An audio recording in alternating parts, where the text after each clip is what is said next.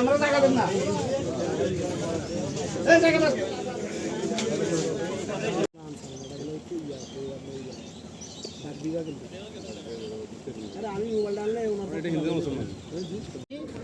তারপর থেকে আমাদের এই অবস্থা প্রায় 2.5 ঘন্টার মতো আমরা বিভিন্ন মানে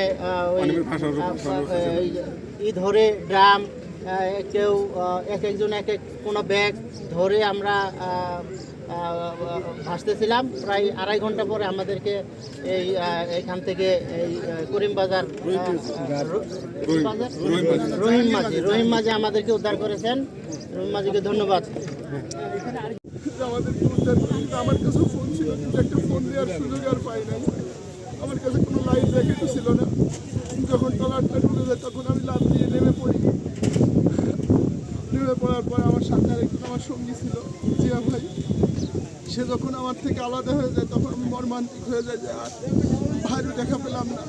তারপর যে কোনোভাবে একটা লাইফ জ্যাকেট আমার কাছে এসে পড়ে। আসার পরে আমি ভাইয়ের কাছ থেকে অনেক গল্প শুনছি যে সাগরে যখন পড়ে যেতে হয় তখন সাঁতার কাটতে হয় না, তখন স্থির থাকতে হয়। স্থির থাকলে তখন বাঁচার আশঙ্কা অনেকটা থাকে।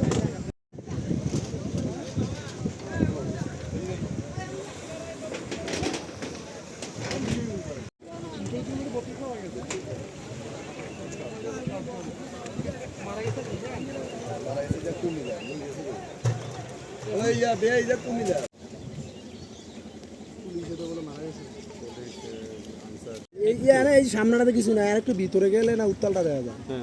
আমি 12 তারিখ আইছি ওই জায়গায় আছিলাম।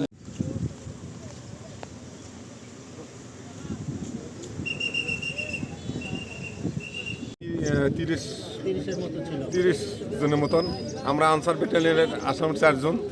4 জনের মধ্যে আমরা 3 জন আমরা উদ্ধার হচ্ছি, আর একজন উদ্ধার হয়নি, আর একজন আমরা পাইনি। ওকে মনে মারাই গেছে, 9 জনে মারাই গেছে।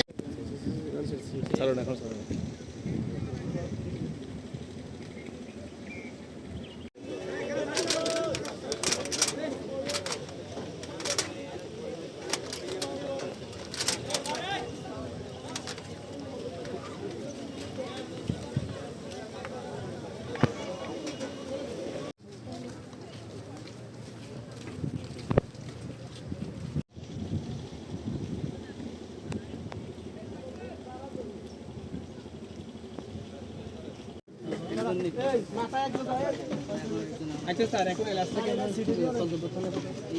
ঈদের সাথে যাও জাহিদ